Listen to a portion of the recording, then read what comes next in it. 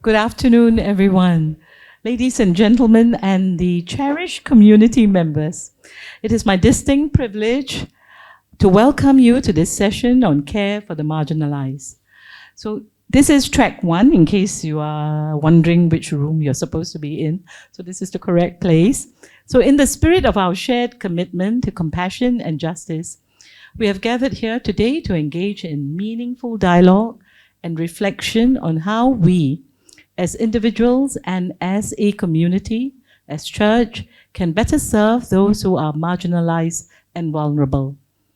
Now, as your moderator for this session, I'm of course deeply honored to guide our discussions and facilitate the exchange of insights and experiences from our esteemed panel of speakers. And let me now quickly introduce you to them. Mr. Moses Lee, on my left, has held senior management roles for the past 16 years in the disability sector. And he's currently the executive director for Mamre Oaks Limited. He's also a registered psychologist and has co-authored publications both local and international. The next panelist is Mr. Erwin Chan, and he's on his left.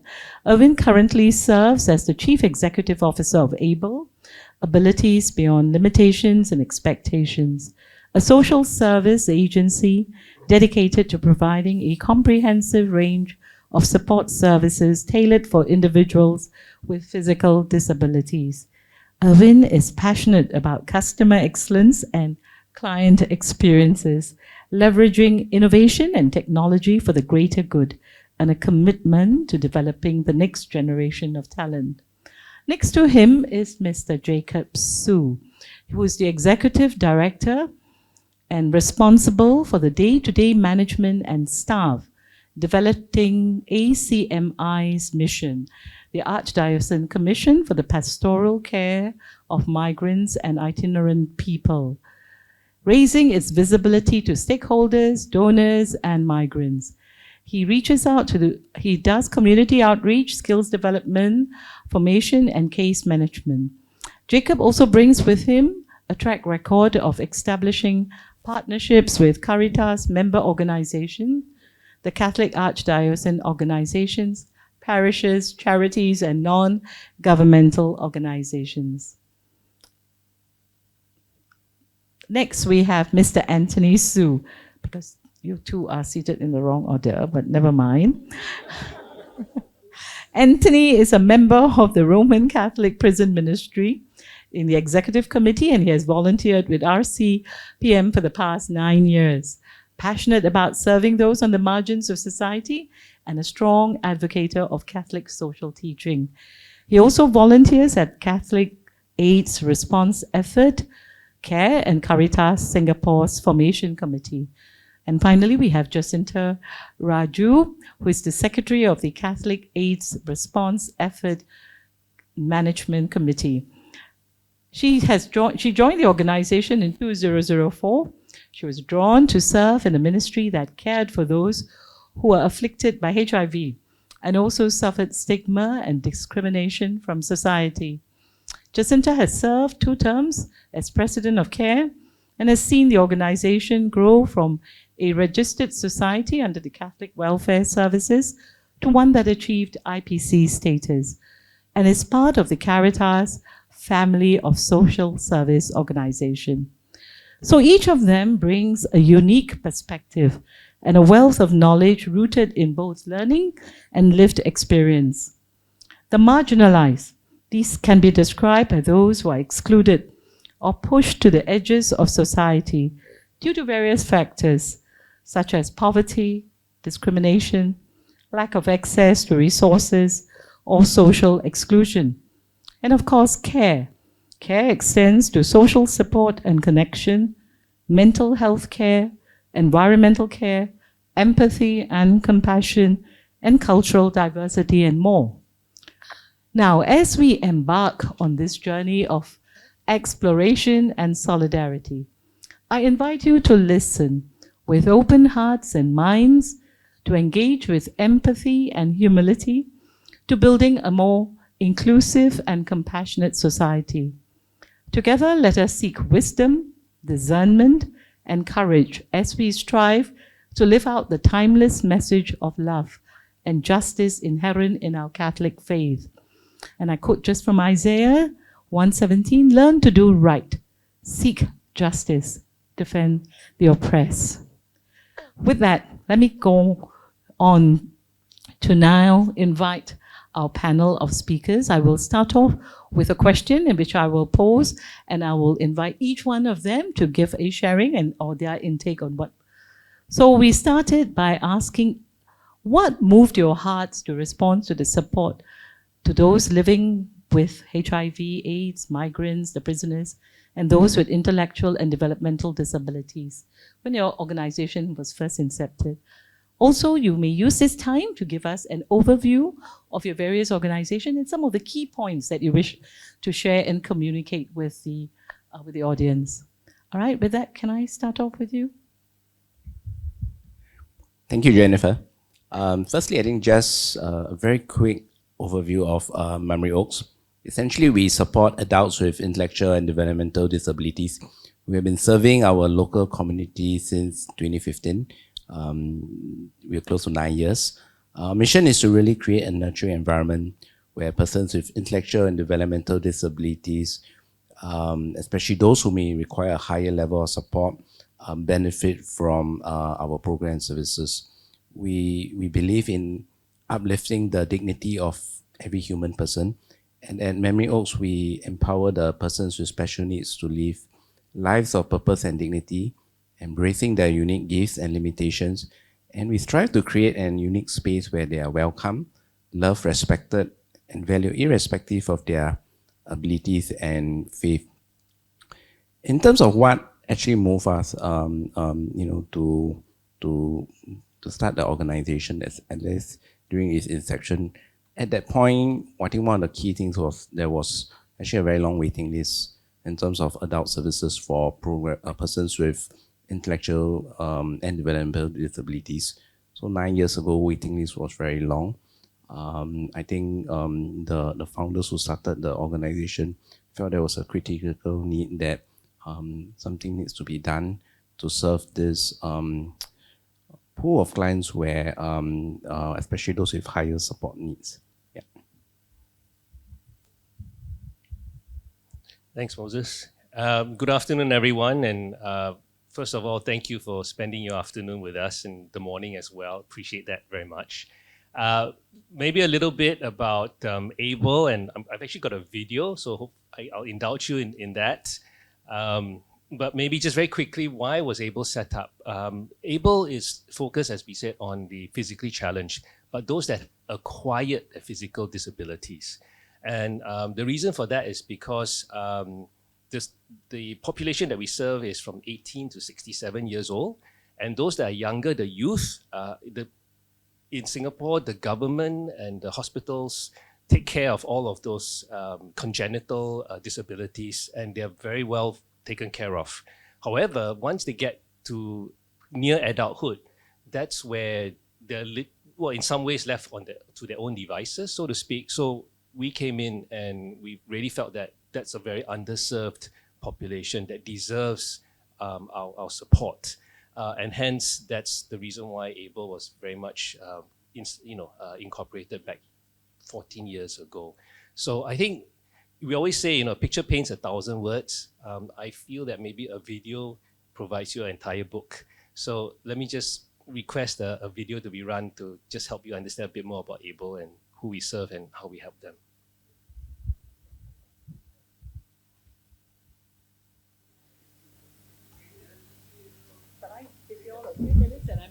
Okay, why don't we move on to Jacob, and he can tell you a bit more about ACMI, and then we'll come back to ABLE if you don't mind. All right, while they sort out the... Maybe you can turn off the phone. Okay. Right. Thank you. We do apologize for the technical difficulties, but moving on, while I fill the gap. So, good afternoon, everyone. Let me just briefly share what we do at ACMI. Basically, it's a mouthful, it's a very long name, but to put it in very simple terms, we serve migrants, people who are on the move, and this is an age-old topic. It's not new. I think since even all of us existed, people has always been on the move.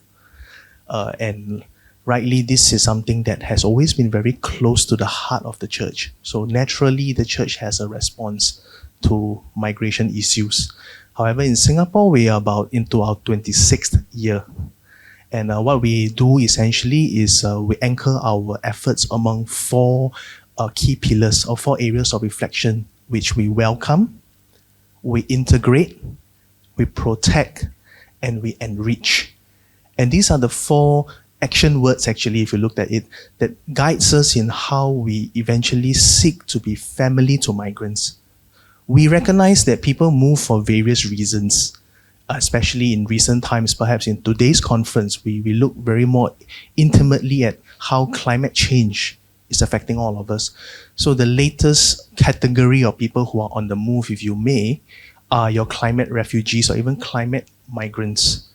I think if some of us spend some time after this session this afternoon, if we talk to just some of the migrants who are among us, you will realize that from their stories, they are here sometimes to work because they have no means of sustenance back home.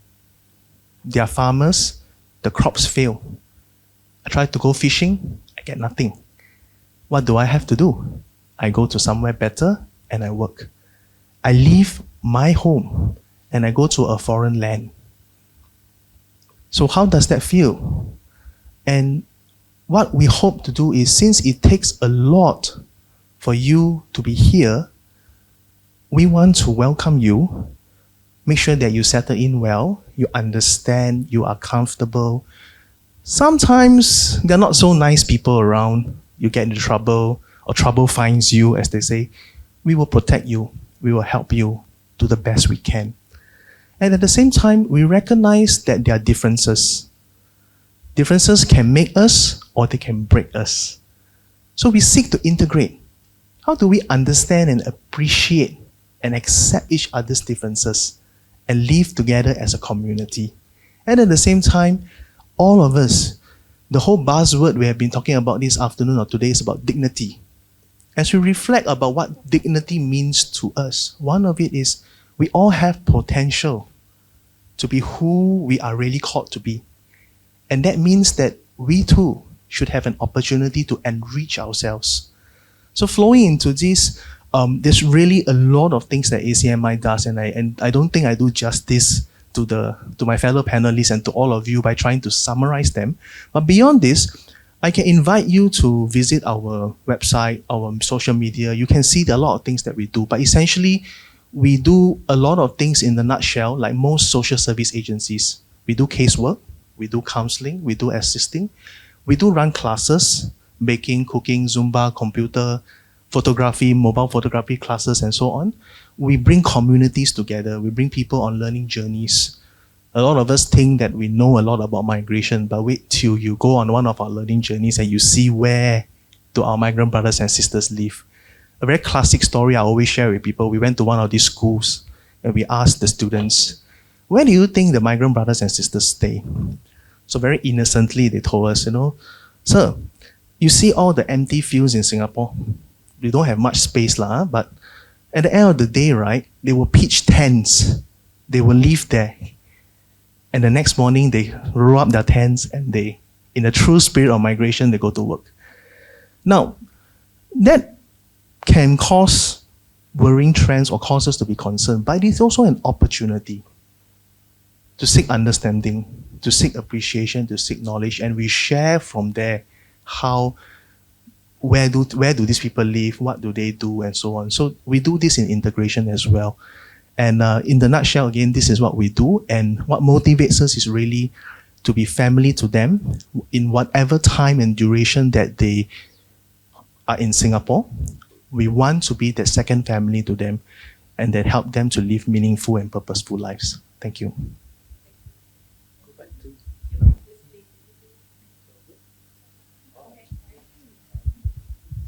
Okay. No worries. Yeah, sure, no problem. So I'm gap filler number 2. Perhaps I start, if you allow me, to quote from Matthew 25. I'll read it. Yeah. It's also up there. There's also never mind, it's okay. I was in prison and you came to visit me. Truly I tell you, whatever you did for one of the least of these brothers and sisters of mine, you did it for me. I think for us, this is a call. This is a call for RCPM. At the very core, yeah, to visit them in prison, to minister to them. But in what way are our inmates, our brothers and sisters who are incarcerated, the least of Christ's brothers and sisters, right? So if you think about a prison environment, there's a loss of dignity, right? There is obviously physical freedom that's taken off from them. There's also social inhibitions. Yeah, there are a lot of restrictions. They live under very strict rules, right? So if you think about them, one of their, besides the physical issues, there's also emotional issues that they face. Many of them are racked with guilt, shame, self-esteem issues, and a lot of fears about what brought them there and whether they can integrate back into society. And there's also estrangement from the families, because some of them don't get visits from the family. Their issues and what led them into prison is not just alone. What they have done, the impact on the family, sometimes result in the family not wanting to have anything to do with them. So some do not have any visits. So for RCPM, it's really how do we respond to people who are suffering like that, right? And we are there to meet their deepest need, the need to be loved unconditionally. And how do we do that other than to share with them, help them to understand and know this God who loves them, who forgives them for everything that they have done. This God that can give them hope. So we respond by, and if you think about many of the Catholics, we respond to the Catholics by bringing them communion, the sacrament of reconciliation, we bring in priests. But many of the Catholics that we minister to have a very, very low understanding of their faith because of their past, because of their background. So when we minister and respond to them, it's really at the very basic level, really the kerygma. Who is Jesus? Who is this person who's willing to die for us, right? And have a message of hope. And by and large, we have a lot of non-Catholics. So initially, it's like for 2 hours a week, or maybe twice a week, they get some air condition. They get out of their cells, right? So that's maybe an attraction. In the 2-hour sessions we share with them, that's where we try and plant and nurture seeds of faith, so that they can see that they can be loved, they can be forgiven. And we try and uphold, in the way we respond to them, we try and uphold their dignity, really by listening to them with heart, encouraging them to contribute and to participate. Some of them are musically talented. So when we do our community service or hymns, they'll be playing the guitar, they would be doing the bongo and whatever they can to participate and to reclaim some of that dignity. So really, we try to be present to them. while we can come in with our prepared materials, what can we teach them, catechesis, or in the end, it does not mean anything if we're not there for them with love. And start from their background, from what they're telling us, and respond to those needs. So actually, in this journey of mutuality, right, we gain in faith when we can see how God's hand touches each of their lives and how they transform from the first time we meet them till months later when they become much more alive. They feel God's presence in their life. And part of our work is also helping them to prepare what they're going to do when they come out, right? Encouraging them to continue on their faith journey. And some of us actually befriend them, we journey with them when they are out, because the journey starts in prison when they first discover God, but they need to be able to continue on their journey. Okay, that's for now. Thank you very much. It's okay. Let me introduce CARE first. So it's CARE is the acronym, and it actually means Catholic AIDS Response Effort. So if you look at the actual name itself, it's symbolic of when we started. And when we started, a lot of the people we saw really had full-blown AIDS. So we hardly referred to them as HIV positive or people living with HIV. It's something that's much more current or recent to refer to them as people living with HIV. And at that time, similar to what Anthony shared, it was really the experience of Jesus going after that one lost sheep. Because unlike the other ministries, where it's easy for us in some way or form to feel empathy for somebody who has a learning difficulty or some kind of mental illness or somebody who has a physical disability. HIV/AIDS is something that you almost sought out through your own lifestyle most of the time, unless you had transfusion or something like that.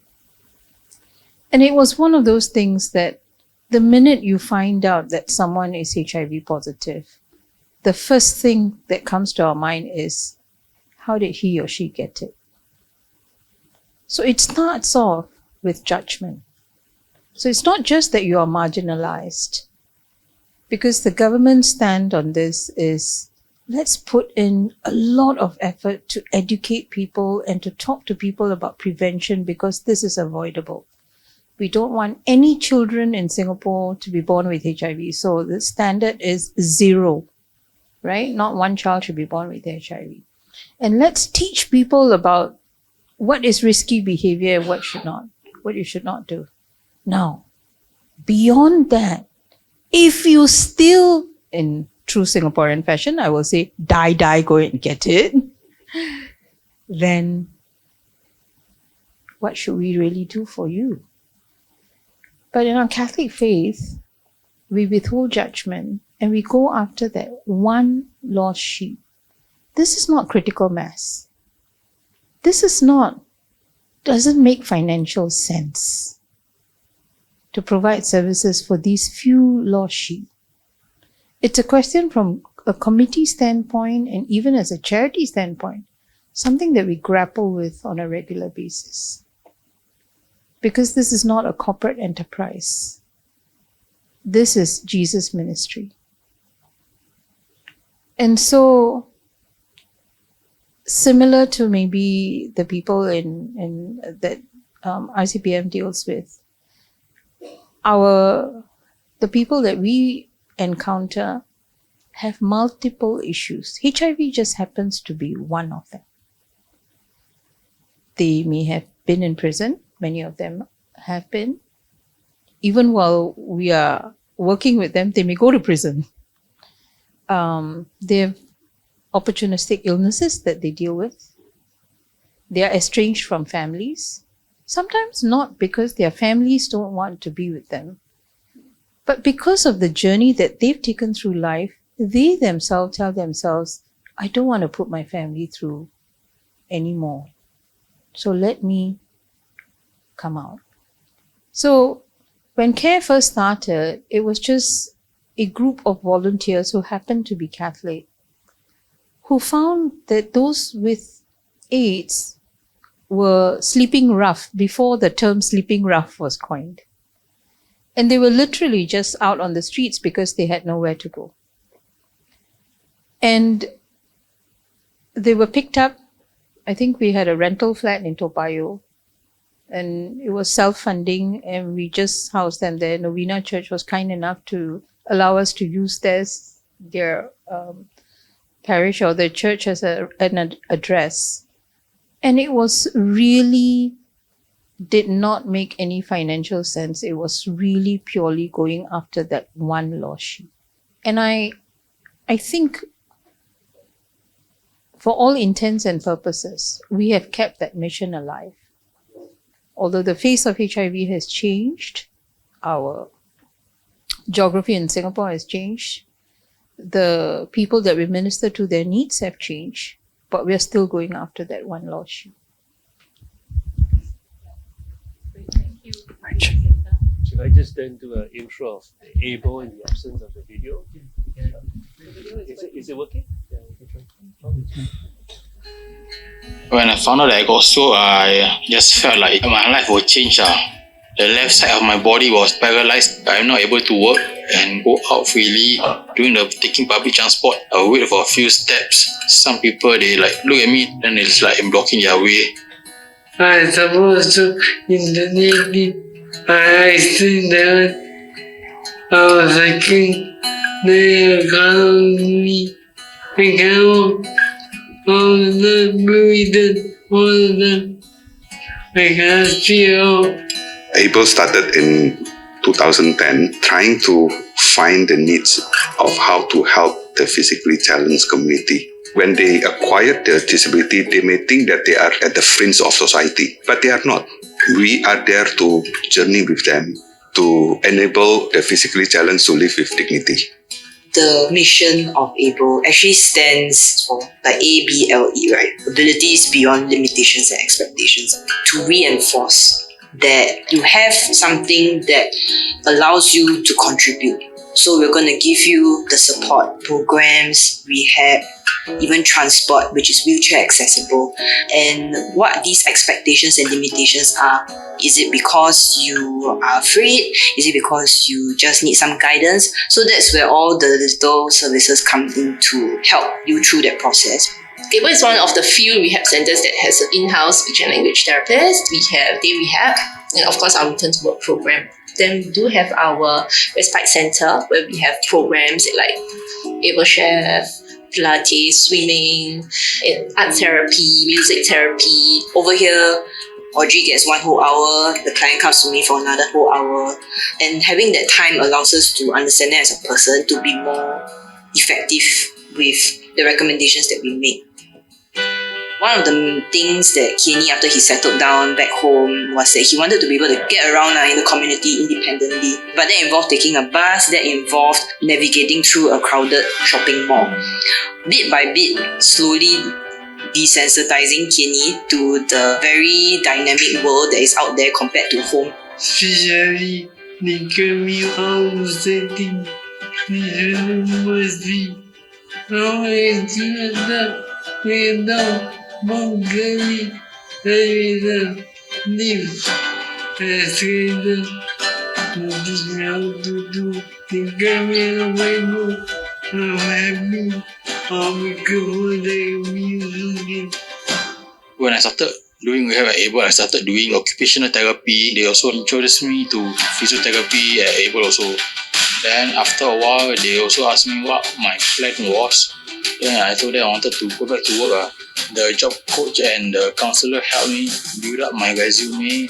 My occupational therapist, she showed me the current job that I have now, which is accounts assistant at overseas. So it's like killing 2 birds with 1 stone, doing my therapy and earning some money at the same time. ABLE Seas is the extension of the return work arm of ABLE. Our office and Agape Village, where we are located, have a barriers-free working environment. They are our pillars in our organization. They perform most of the groundwork like data entry, payment preparation and processing, bank reconciliation, etc. They are hardworking. Their diligence has helped us a lot in this area, and we would like to develop and nurture our PWDs to their fullest potential.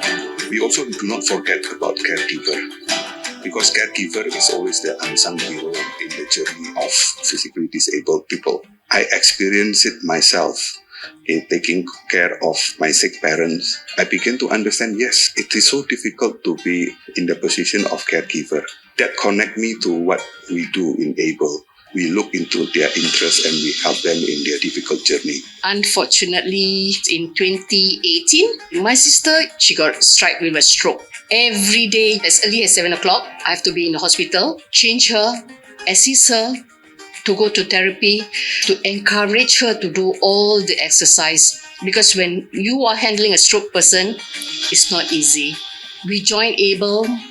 I thanks ABLE because we have this caregiver group. We also are taught how to have your own time. ABLE have a group share where we call ourselves Telecopy. We discuss and we talk about a family. To be strong, I got the help from all these people. Without them, I think I'm lost. Whether it is at the board level or at the staff level, we understand our vision and our mission.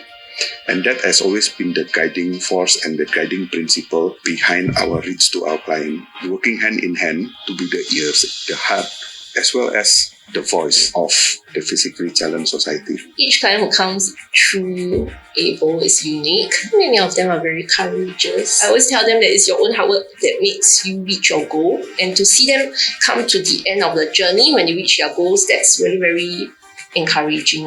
If you value that life is worth living as long as you are still here, we want to support people who may have had an unfortunate event to recognize their abilities, their potential, to find meaning in living, contributing and living a meaningful and productive life.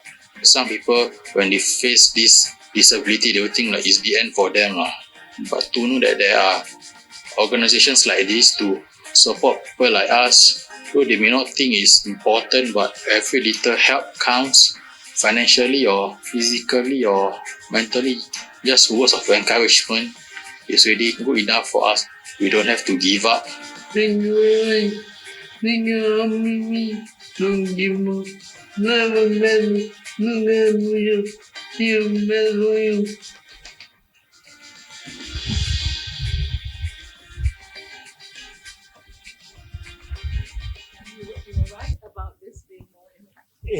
I think it is, yeah. Maybe I'll just, thanks for solving the technical problems as well back there.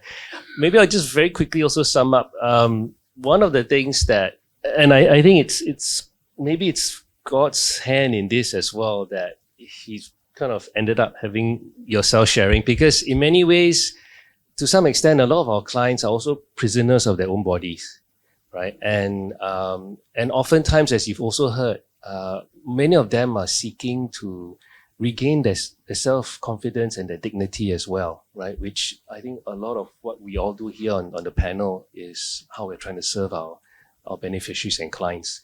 So in that respect, I think, with regards to what ABLE tries and do, at the end of the day, it is really what we're all trying to address here in this instance, whereby very often, and quite honestly, things that we take for granted day in, day out, like even making a cup of Milo. You can imagine it takes one of our clients as long as 5 minutes just to even get a Milo for himself. And that is after 6 months of rehabilitation. So it is an achievement for him, because he has regained that confidence and his own self-dignity. And his wife, who is his primary caregiver, is also thrilled, because now she doesn't have to be at his side all the time, having to make meals for him, making drinks for him. She can see with her own eyes that her husband is now, a lot more mobile, a lot more independent. And that's really what we're trying to do here. And I think clearly, hopefully collectively, we can all support each other on all the journeys as well. Yeah. Is the other video ready?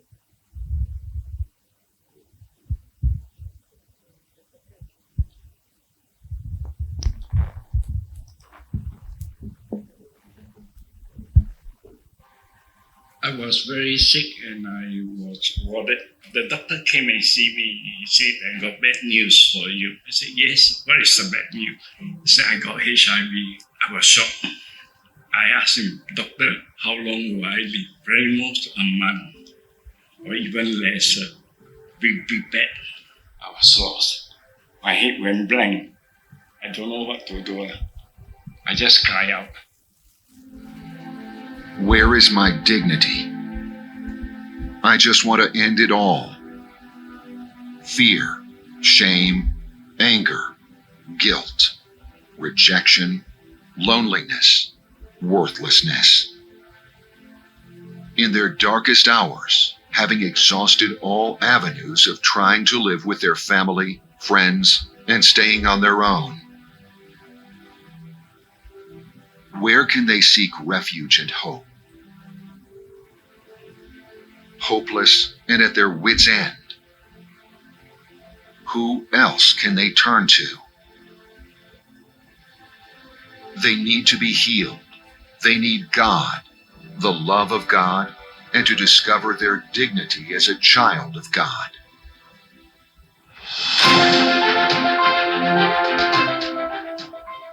Our presence gives meaning to their lives. For more than 33 years, CARE embraces life. We strive to be a sign of God's love in restoring the dignity of people living with HIV/AIDS. While I breathe, I hope. To celebrate the work of our hands, our pastoral care programs and advocacy work. Support Dum Spiro Spero. To donate, be a volunteer.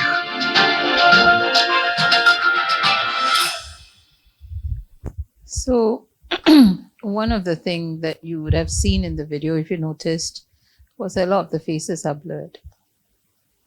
And that's something that CARE still undercovers in a lot of ways because there is still a lot of stigma. And I think that's an added stress on the marginalized because you can't share the fact that you are marginalized or you need care. So that's whether it's self-imposed or it's something that's in your mind or it's real, you will see that even our current premises, there's no big signboard because nobody wants to buy property next to a HIV home, right? So there are many different facets of being discriminated. And we may not think about it until and unless you know someone or you're part of CARE and then you get to know about it. But there are so many aspects of it.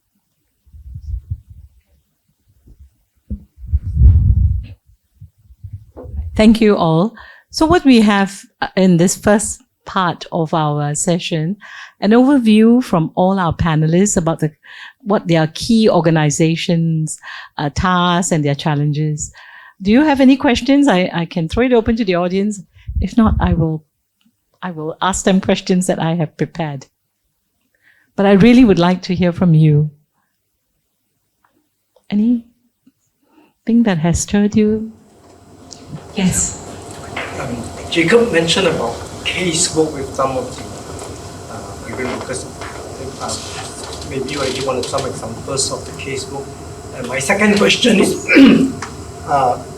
does the ACMI involve any form of advocacy for protection of the workers, for example, the area of safety? So the first question is about casework, and the second is about the advocacy efforts of ACMI, right? Okay, so in terms of casework wise, probably it's useful to also appreciate the groups of people that ACMI serves. So from the migrant space itself, right, we divide into three categories. Firstly, we look at the migrants. We use that as a working term.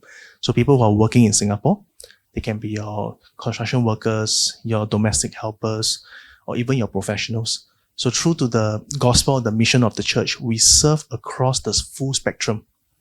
Some of us who are a bit more familiar in the non-profit space will have maybe heard of other organizations that serve migrant workers as well, but these tend to be very specific.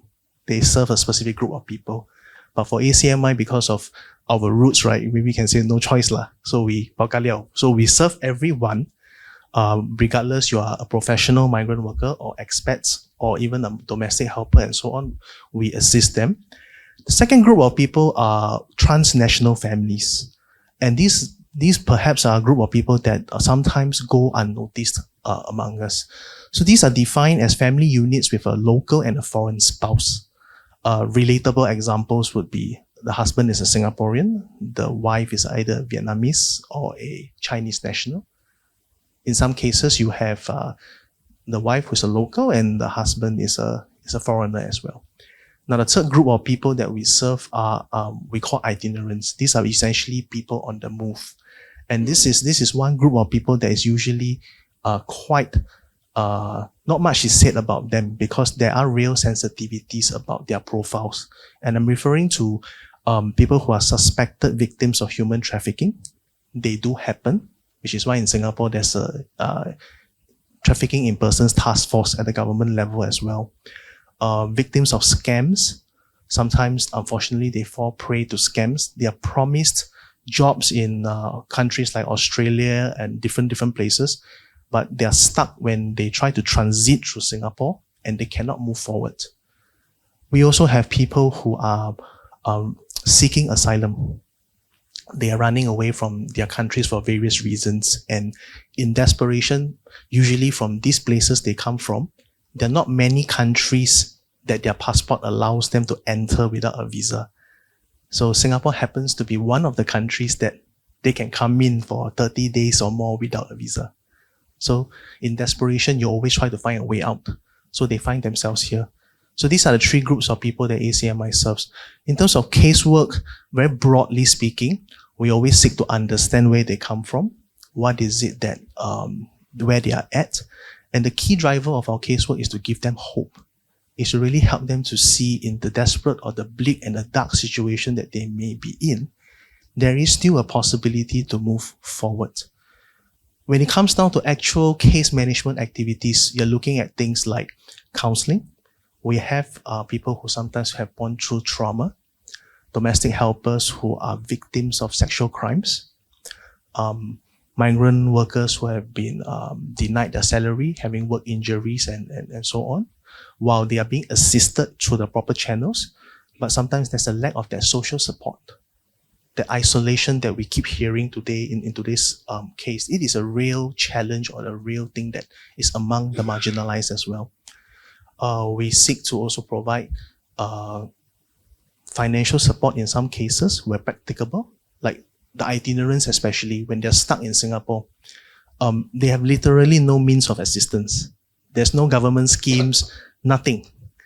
And very, very broadly put, you are here on your own until such a time you run out of your own options and you become an overstayer.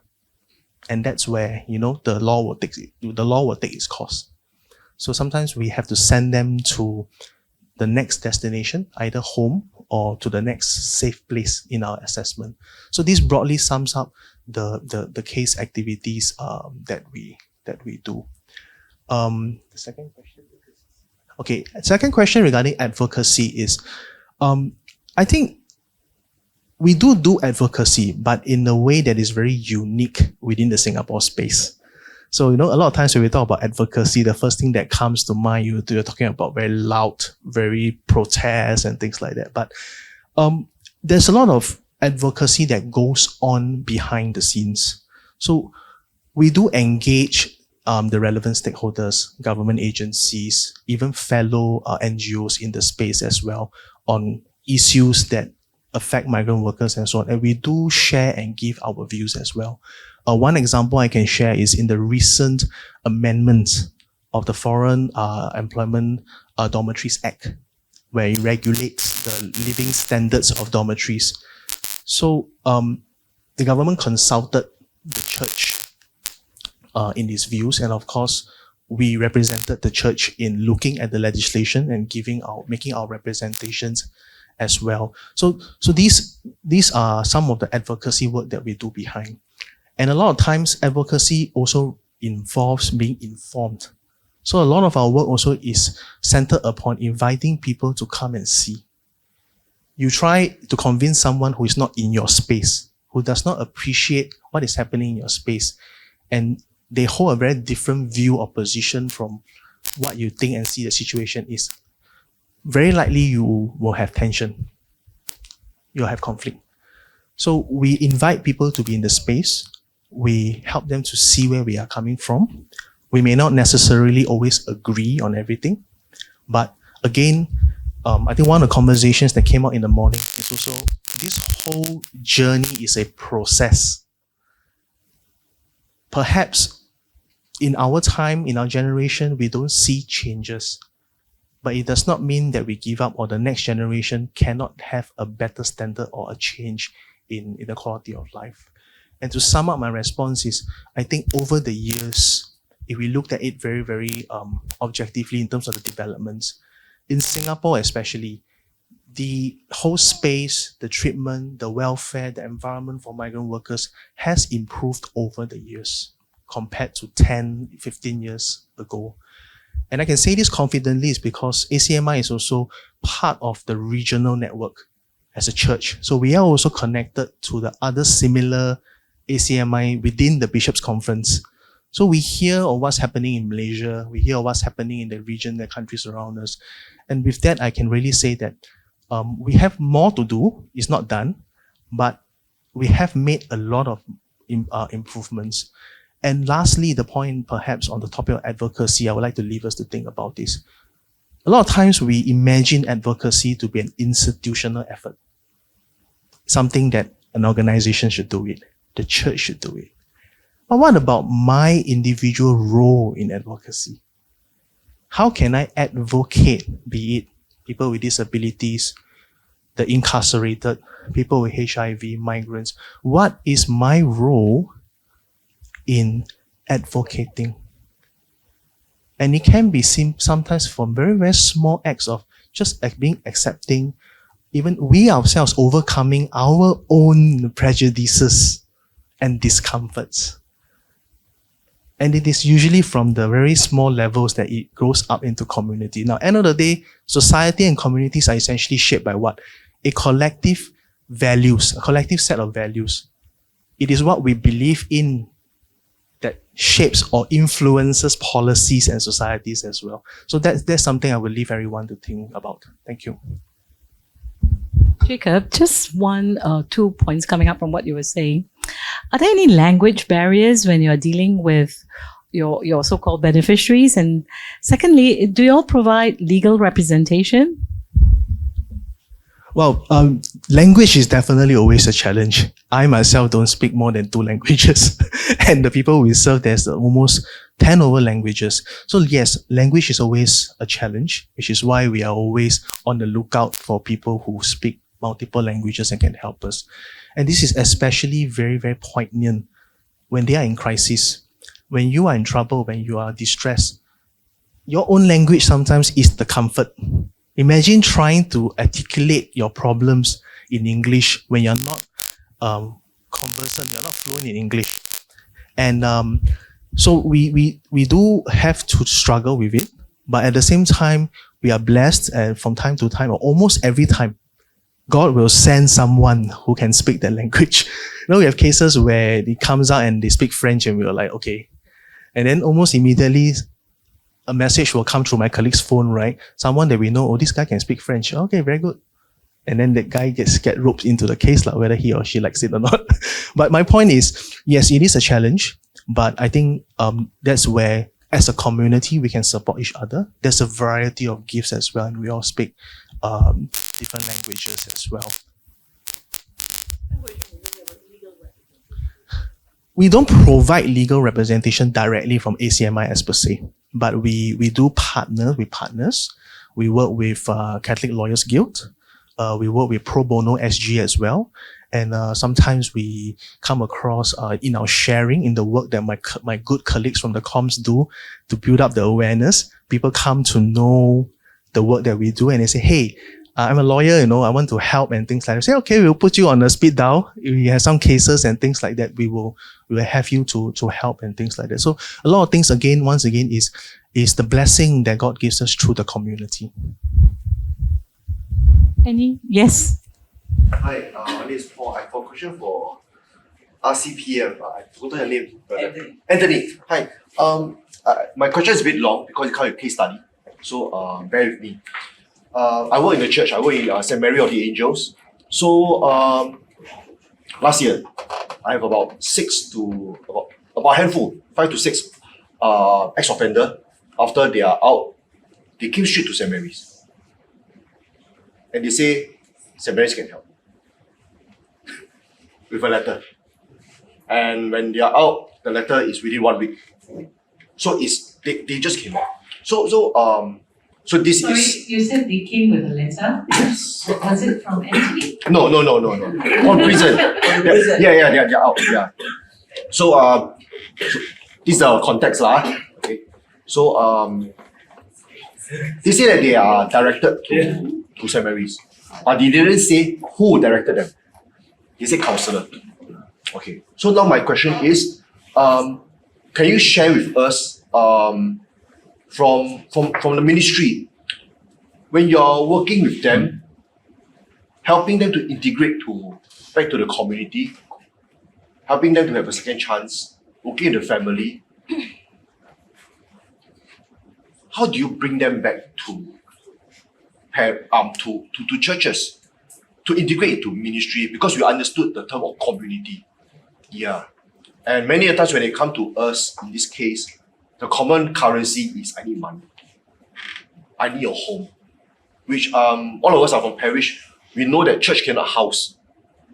And CWS is on waiting list. So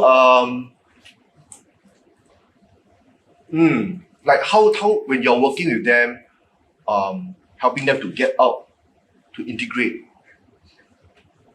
what is that language of coming back to the community? So the people like myself who are working in church, I know how to receive them with maybe collaboration on how to work with them, because they are already, many of us, even our people who are not inmates before, aunties and uncles who are seeking for help for financial, they are pushed from one agency to another. Oh, I need this paperwork, I need that paperwork. Oh, sorry, go to this agency, that agency. They are being pushed around. So for them, some of them don't even know how to use certain things. When they come to us, I need money, I need home, I need a mobile phone. Yeah, and we are stuck. Like what's going on? And last year itself, 5 to 6 cases with the same, like they have a script, Yeah. So I'm not saying it's you, but I just want to know how. and I also not saying the ministry. I just want to know how do we integrate them into ministries so that there is a community that we help to build and support.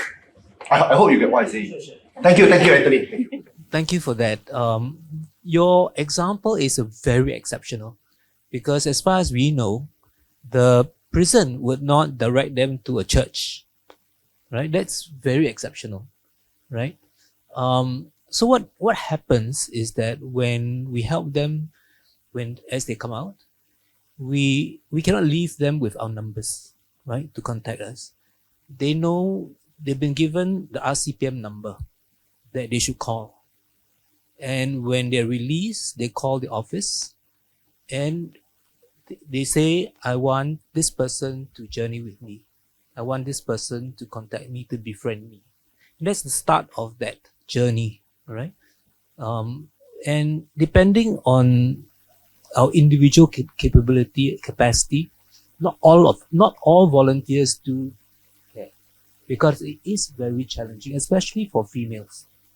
Because by and large, the inmates we're talking about mainly are males, right? So when they appeal to us to be friend with them, we do. We contact them. They call us, and they leave us with their numbers, and we contact them, and we try and understand their issues, because we cannot divorce the question of faith which we share with them with the realities of life. Okay? You cannot say, I will pray for you, and not recognize that he doesn't have a home, he doesn't have a place to stay. So this is where we have to be aware of what's out there in terms of help within the church organizations as well as within the government space. And you're right, many of them do not know how to access even these. So with information, they don't have the self-esteem many times to seek out even places of help. So part of the journey is really accompanying them, literally journeying with them. Imagine if they have been incarcerated for 5, 6 years and they come out. Singapore has changed so much, right? And as technology goes leaps and bounds, they're left behind. They don't even know, how do I get SingPass? What is SingPass? And without those, you can't get anywhere. So these are their realities. Even many of them, when they come out, they need a new community. They need new friends. Imagine if you have someone with a drug past. If they go back to the old background, the old neighborhood where you have a lot of traffickers around, and old friends, right? The temptation to fall back is very, very high, right? So very often, if we lose touch with them over a very short period, their focus is really about life issues, managing their ability to live, jobs, and all that. So God somehow goes to the back of the mind. So part of our journey with them is to help them to remember, even as they struggle, God is there. And how we have to see God's hand is really when they can access some of this help. And God helps us help them through this support that they can get from various places. But you raise a big question, because they need a church environment. Because we leave them with a seed of faith. We want to nurture their faith. Where else but in a church community? Like Smota, for instance, right? And I'm very thankful that you all are trying to do that. But in many cases, when we bring them to church, when we bring them to RCIA, for instance, many of them are working very menial work, shift work. Our RCIA is more suited from 9 to 5. Right? And their lifestyle is so different from the people when they have small group sharing. They feel totally uncomfortable. And they leave. Either because perceived discrimination or self-inflicted because of their own self-esteem. So some of us actually journey with them through the RCI period and become godparents. It is a long process because we then have to help the RCIA team to understand their unique challenges. And some of them can never join an RCIA journey because of language, right? Because of the educational level. So what do we do for them? So we bring them to church quite often because of their esteem and their self-consciousness with their tattoos, with how they dress, how they speak. And people stare at them. Our church is not very sensitive to people who are on the margins. We're so used to a middle class expectation of everybody. But when we see someone like that, we somehow, like it or not, very consciously or not, we take a step back and we wonder. So I think the church, and I like what Jacob said, it's a personal advocacy. So, question of if you see someone like that coming to church or being brought to church, sheepishly coming to church hoping to find God, what do you do? If you're part of RCI 18, what do you do? If you're part of church leadership, what do you do? Do you look to employ them? Do you find ways and means to employ them? Because in the past we used to have caretakers, right? Where the priest would offer jobs to people who might be in need. Now everyone subcontracts because it's more efficient, it's more cost effective. So really we need to think about how is the church being more sensitive to the marginalized? I hope I answered the question. Can we come to you if we need help? You come to RCPM. How did you deal with that case? You said it was last year you had 6 of them, right? Yeah, so they came with a very specific, I need home, I need money. Yeah, we can only provide the interim, and they walk away. Yeah. So did you provide at all, or you? We tried our best. So we partner with CWS quite a bit. That's how I found out that CWS As a shelter. Yeah, has a shelter and on waiting list. And I was also working with other shelters as well. We try to link them up. Yeah, and of course when I link them up, it's not okay. Please go there. Of course, I know some of the social worker. Yeah, correct. So we try to link them up. But it's very difficult because So money first. The challenges that you are facing was because you didn't have access to the information on how to connect them, right? Yes, and I think we also need to know how. Like right now, I know that Anthony, that when they are out, if there is a number for them to call, that means there is a number for them to inquire. That is very helpful because your team and them speak the same language. Yeah, that you are able to empathize with them just like that. For us, we are trying to. How do you even come to know about us? This is a place of worship. This is not a shelter, but you're looking for a place to stay. But they just cannot. I need a house. Please let me stay here. Father, let me stay here. Church, you're supposed to love me, right? Yeah. So that makes it very difficult to talk. Yeah. So Anthony, you did Yeah, so the thing is that RCPM itself do not provide shelter. Okay, so this is where RCPM can collaborate with CWS, can collaborate with SSVP to see what help we can get. But if there are real issues about shelter, for instance, you see, does really have an issue in terms of wait lists. Well, that's the reality, right? But we can only advocate for them, right? We do not provide the shelter, okay? But you are right, because we journey with them. We have some perspective of what they're faced with.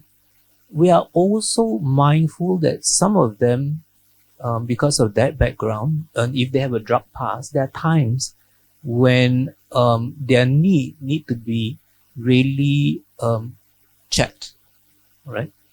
So that's why when we journey with them, we know what they're about. But if they come to us, someone out of the blue asking for money, sometimes we wonder whether it's to feed a drug habit. So the question of befriending and journey is a long-term one. It is really knowing them, who they are, what they're thinking. So it starts from in-care. It starts from the prison and continuing journey with them.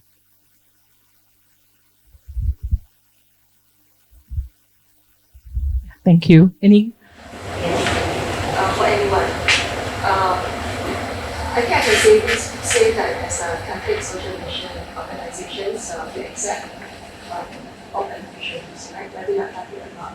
So my question is, but we're after all a Catholic organization. So the Catholic ethos, is it important in the respective organization to, the current always speaks about the fact that we are not NGO. We can exist also for the purpose, if not primarily for the purpose of evangelization, to be the face of Christ. So the tagline of Jesus Christ should be there, whether it's for optics or in the work we do. For us, we are really not NGO, right? We are church organization. Catholic ethos is there. So I'm just wondering, in your respective organization, do have like special emphasis on that. So I just give that example. For example, Able, right? You see how the beautiful bands driving past. Nothing calls up to me that it's a Catholic organization. Is that something that you would consider? How prominently you place? I think that's a very fair question. And it's something that as an organization we grapple with as well, right? Because we are, after all, part of Caritas, and we're part of the Catholic Church and the Catholic faith. Actually, sometimes I say in jest when I meet corporate potential corporate partners, I say I'm part of the largest multinational in the world, right? My chairman and CEO is the Pope, right? And to a very much extent, that's what we are. But having said that, I think because we serve, and again, that's the Catholic ethos as well, right? And I'll be first to say that I'm not Catholic, I'm Christian. Having said that, I'm married to a Catholic wife. Before coming to SMC, I was at Novena, and tomorrow I'll be at Holy Family for Mass as well. So I'm probably Catholic, except I'm not baptized, so I don't take the Eucharist, right? But not yet. Okay, yeah, I get that all the time. But I think maybe the way that we try and look at it, and you've seen also from the video, right, that a lot of many of our clients are non-Catholics, non-Christians, right? We have Muslim brothers and sisters. We have non-believers as well. But I think what we do is we do live the Catholic ethos that we serve, right? And that's, I guess, what Christ, I mean, we try and be Christ-like in the way that we serve as well.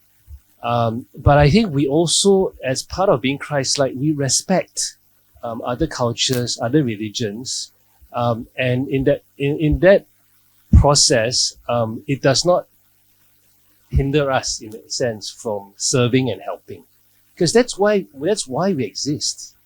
And we're fortunate that the Catholic Church has chosen to provide social services to serve all, right? And in the process, if any of our clients, start to appreciate the Catholic faith, the Christianity, and choose to convert, for example, to choose to follow Christ, that's that little mini extra bonus victory that we can claim. But I think in many ways, we don't evangelize in that sense. And I find that in particular engaging with corporates as well, because we're looking to collaborate and partner, it's also very difficult for them to partner with a religious organization outright, right? Because for many of them, they will have a challenge, because if they say, okay, I partner with the Catholic Church, then I'm also expected to partner with a Buddhist organization, a Muslim organization, and so on and so forth. And in that sense, it gets very awkward and challenging. So, in a bit of a roundabout way, I think that's how we go about trying to serve, being as Christ-like as we can. And I'll say that some of my colleagues are also not necessarily of the Christian or Catholic faith, but just look at how they serve our clients, the extra mile they go to, that they would pay the clients home visits.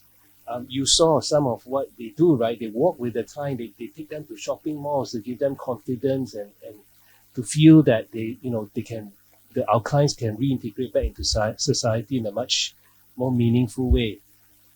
That's being Christ-like in that sense. And I think that's what we try and promote as well within ABLE. So hopefully I address some of the question that you had. Yeah. So do you have a punchline to say Jesus Christ like, so something like that along No, not specifically. Yeah. I think really the point is also with it's just a visibility thing. Yeah. It's not so much about how we go around, trying to propagate and evangelize. But really, I think to your good point. I think it's more how we behave, right? Again, by being Christ-like, we are being Christ-like, right? And I think that is, to me, that's the key in many ways. So hopefully that resonates with also our clients, right? And they appreciate that, and they understand, this is how Christ is. Thank you for that. So I think it's a question which all of us is serving organization. Because it's something which we want to make sure we are not just one of the NGOs as well. So how do we do that in a very subtle and effective way as you outlined? Sure. So, for that same question, care, the first word in our name is Catholic, right? So, and we, similar to many of our other organizations, we serve beneficiaries of all different faiths. Having said that, we are unapologetically Catholic. And why we say that? Because we've grappled with this, Anthony was part of committee before, we've grappled with this in terms of, are we imposing too much on people who are not Catholic? And we realize we should be unapologetically Catholic. So how are we unapologetically Catholic? We have intercessory prayers every year, every month. We have morning prayers, right? We have compulsory attendance. Okay. And you might think that, oh, isn't that a bit, it could be, and it's okay. It's okay for us for people to be uncomfortable. It's okay for us, while we don't impose our faith on others, we do want to share God with them. Because why then would we go after that one? How else do we differentiate ourselves from a regular NGO? Right?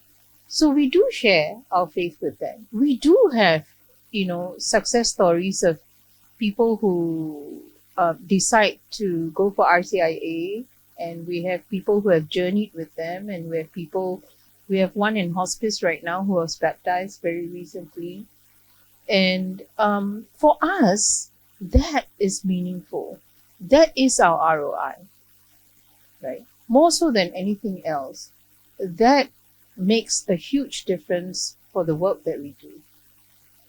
Why else would we do it? Otherwise, we're just like any other NGO.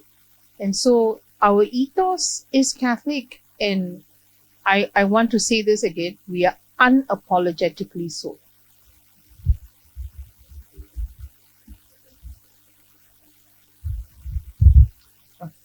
I think what I can say about this thing about Mamre Oaks being a Catholic charity, definitely we are a Catholic charity, and we run a day activity center for persons with intellectual and developmental disabilities. But what I can say that differentiate us from many other day activity centers run by other organizations, and different organizations run reasonably good day activity programs, but I think one of the distinguishing thing that what we do, I think, is really to actually involve the community. It's not just running a good service, but it's really involving the community, where different people, different volunteers from all walks of life come in on a regular basis to participate and journey with persons with special needs. And many of our clients are actually clients that are not accepted by many services simply because of high support needs. But I think as a Catholic charity, if we truly say we want to reach out to the underprivileged, to those who have high needs, who have complex needs, I think we need to keep up to what we say. So I think this is something that I think we embrace this Catholic ethos on that. And besides that, to be honest, only about 1/3 of our beneficiaries are Catholics. 2/3 are not Catholics. But I think the main point is what we share is really to serve persons with special needs who, irrespective of their backgrounds, irrespective of their faith, and if they have high needs, they need a place to be welcome. We need to do that. And on a regular basis, of course, as a Catholic charity, we always have morning prayers. We do monthly Eucharist. Most of our members actually they participate. In fact, we're actually quite encouraged. The 2/3 of our members who aren't Catholics, I think so far not a single caregiver has opted up to say that no need to come. You know, so I think for us, I think we strongly believe in it. That I think if we want to be part of the hands and leg of the church to support individuals who are really with high needs, who are not independent. This is how we should actually do it. And maybe our founders 9 years ago to make it a bit more recognizable. Of course, our logo has a cross right in the middle of it, so people may guess it's either Christian or Catholic. Thank you. Oh, but anybody else wish to? I suppose for evangelization, it happens on many levels.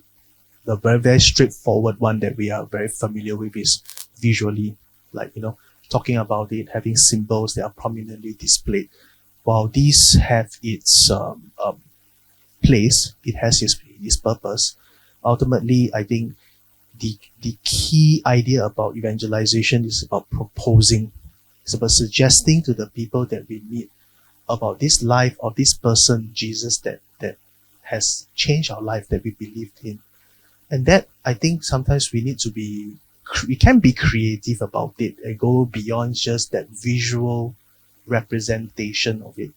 And how does that creativity comes in perhaps in our ethos, our values, in our language, in how we speak to the people, in how we serve them, how we do not give up on them when other people give up on them. If you think back, actually these can be connected to how God does not give up on us as well. So I guess again it's also how we adapt the language of evangelization to the respective situations that we are in. Because while we are tasked with the responsibility to share the gospel, we are not asked to disrupt or to disunite as well. And to evangelize means also to respect where or who that person is before us.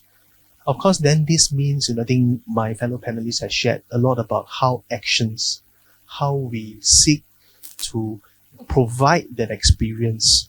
And a lot of times it is the experience that really starts that conversation. I can share one story that we had last year. We go to dormitories quite often, or we go to places where migrant workers congregate very often. So one Deepavali celebration, so it's a Hindu festival. We're invited to go and have a space there. So we decided to bring along a Franciscan and a Carmelite. And we said, okay, look, if the weather doesn't kill you, come in your habits. And you all know how thick the habits are, right? And true enough, they showed up. The Franciscan showed up in a habit, the Carmelite came in their habits as well. And and one of the foreign chaplains came in the clergy attire as well. And that was personally for me, was a very moving encounter, because I started to see how the migrant brothers and sisters actually went up and started to talk to them. Did they do anything spectacular? Did they do anything special? Maybe, maybe not. But I would like to believe that beyond that visual, perhaps they recognize the sense of divine in the people that are there. But I would like to also believe that it is what they bring with them, because I stood at a distance and I saw that whole interaction over 2 hours, them talking. The way they were spoken to, the way they sat down and just talk to them and things like that. This reminds me then how action really means a lot, and that we are all seeking. At the end of the day, we do want to find that place of rest. To us Christians is God. Our hearts are restless until we rest in God. How do we then, in our different creative ways, find a space for people to encounter God? Perhaps then that also speaks about how we consider spirituality. the spirituality behind how we do certain things. And in that encounter, what was very interesting is towards the end, right? They were all queuing up and they were asking for blessings. So that was really a very moving encounter for me, lah. And I hope this could be something that as this question was raised, then again it comes back to us again. In my individual capacity, how can I be that light? Or how can I, in very gentle ways, propose and suggest the reasons for my own motivations, my reason for doing this, my reason for loving you? Of course, then that demands of us to keep our own house in order. Because what we do not have, we can't give. If we are not organized in our own lives, then what are we giving to people? Unlike my fellow panelists, RCPM do not have the issue because we are a ministry, and the prison welcome the religious community to come because they recognize that spirituality is an integral part, a very important part of their reintegration back into society, their rehabilitation. So we are not even apologetic, right? We are clearly Catholic. And we come with the Eucharist.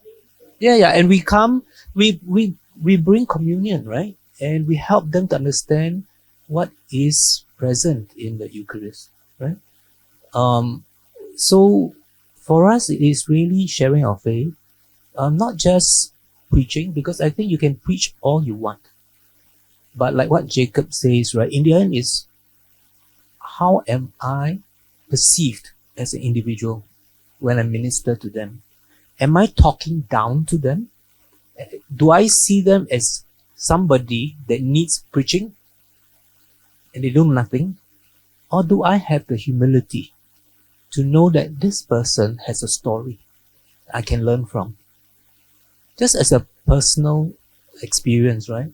When I become open to their story, each of the people we encounter in prison has a story. And you realize that God has been there for them in different ways. And you realize that I could be him just because I'm not born in a family like his. Right? And I can learn, I can understand the resilience despite all the odds. So, as long as we come with humility and that we're not high and mighty giving you something, there is a mutuality in that journey that we all can take from and we can learn from. And that's where evangelization takes place, not the preaching and all that, right? Yes, that's the important component when they're open to listen, but in the end, it's how you treat them, how you talk to them. Do you really listen with your heart? Or do you are there just to preach and to speak from your perspective? You need this from me and that's what I'm giving to you. I think that's a very different dynamic. I think we all have to be very careful with that. I wanted to add to my unapologetic statement that I made just now, lest it's taken out of context. And I just wanted to say, with our beneficiaries, death is always there on top of their minds. So, and for us as Catholics, salvation is on top of our minds. So when I say that, it's really with offering that to them, not in a pushy, imposing, preachy way, but in the way we treat them, in the way we care for them, and also in the way we support them. That even if they make mistakes or they choose not to, or they are set in their ways and they don't want to change anything about themselves, we continue to journey. Because that's what Christ tells us to do. So, my context of the word unapologetic.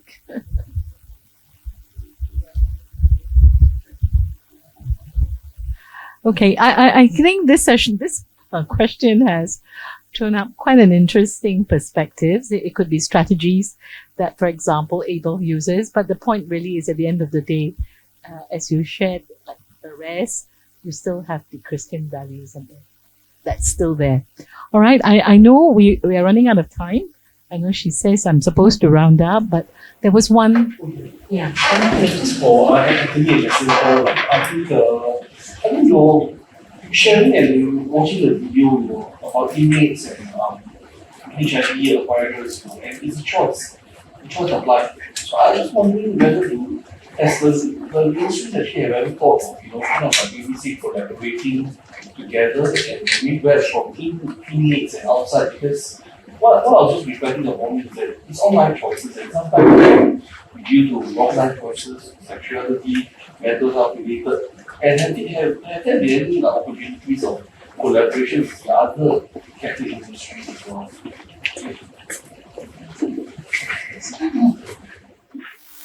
I think the face of HIV has changed, which means the services we provide as care will at some point evolve as well.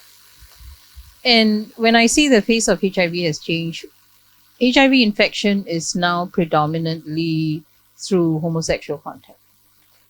So I'm not sure whether that's kosher to say in this forum, but it is what it is, right? So then, and also what's happening in Singapore in terms of rental flats being more available, or even the people who are afflicted with HIV being perhaps a bit more upwardly mobile, a bit more educated, then means that we have a different beneficiary list. So they're not all going to be from prisons. They're not all going to be the uncles and, mostly uncles, because our shelter is mainly men, although we provide additional services to women and families through our outreach activities. So then, yes, opportunities to collaborate. I've had informal discussions with Father Denker, with the ministry that he runs, just to understand more the needs of that community base.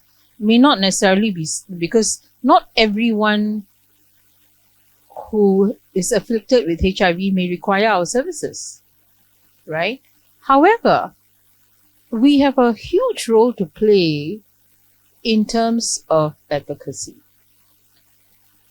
There are people with HIV who are Catholic, right? And beyond just collaboration with RCPM and ourselves or any other Catholic organizations, I think this comes back down to a root issue of what are we as Catholics doing with anybody who's marginalized? Do you know of someone who has HIV in your parish?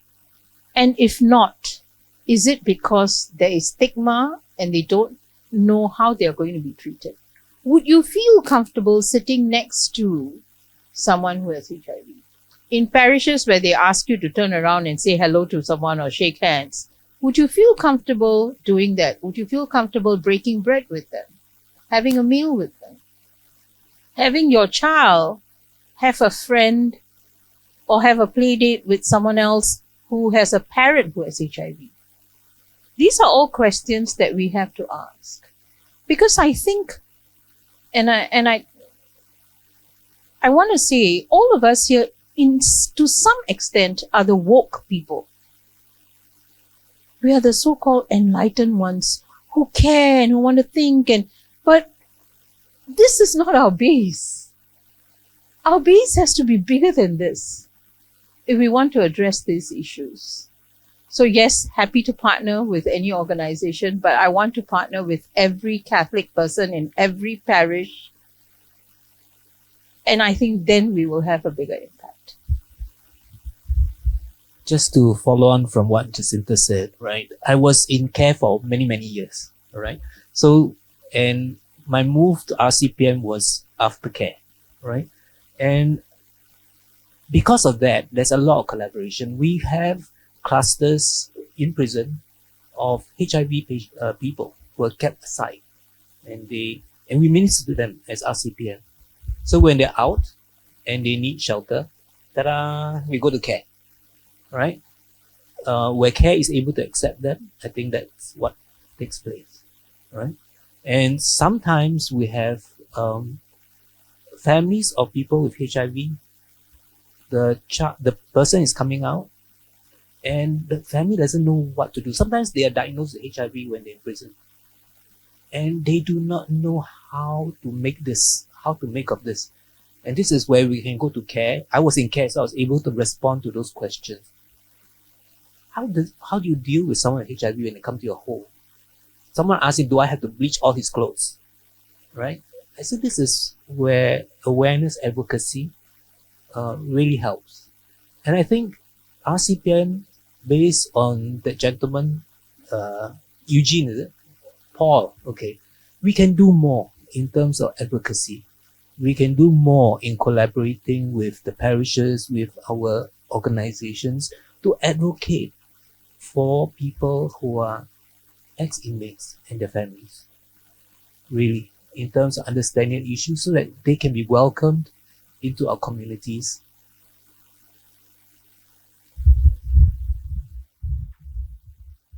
All right, so what's left for me to do is to draw this panel discussion to a close. So I am profoundly moved by the depth of insight, compassion, and commitment demonstrated by our esteemed panelists, and of course the engaged audience members.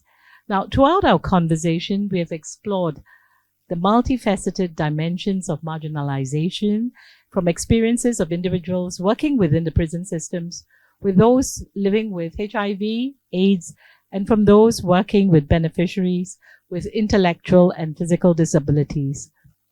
We have confronted some uncomfortable truths about inequities and injustices that persist within our society, and have sought to identify maybe some pathways towards greater empathy and solidarity. In our collective pursuit of compassion, it is imperative that we recognize the power of collaboration as we shared advocacy and grassroots activism within and beyond the church in effecting meaningful change. Now, as we leave this space of dialogue and reflection, let us carry forward the insights and inspiration gained here today into our everyday lives and work. Let us commit ourselves to concrete actions that advance the cause of justice and dignity for the marginalized, whether through advocacy, direct service, or community organizing. And also let us never lose sight of the transformative potential inherent in acts of love, solidarity, and compassionate care. In closing, I extend my heartfelt gratitude to our panelists, audience members, and of course Caritas for their invaluable contributions to this important conversation. May we continue to walk together on this journey of solidarity and hope, guided by the timeless imperative to care for the least of these. I thank you all.